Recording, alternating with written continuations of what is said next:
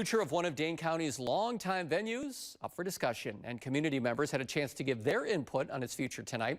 WMTV's Shayna Najawan went to the Veterans Memorial Coliseum, and Shayna, that's part of the Alliant Energy Campus. That's right, and it was built decades ago, in 1967 to be exact, according to the Alliant Energy Center.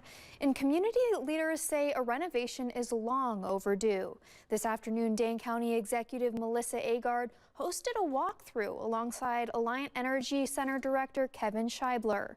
They highlighted the outdated facility, including a lack of modern amenities and accessibility features, such as security screening, wider entrances, and a more inviting atmosphere. Leaders say making these investments will help ensure the venue remains relevant for future generations. I saw live concerts here as a young woman. Dancing in the stands to live music is an awful lot of fun. And really, everywhere I go, I bump into people who have a story of what it is that they've experienced here in the Coliseum. And I think we have really an important responsibility to provide that opportunity to other people.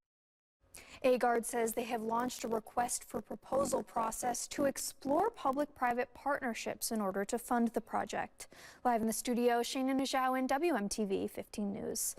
Shayna, thank you. Their goal is to gather community input through public engagement to ensure that proposal reflects local priorities and values.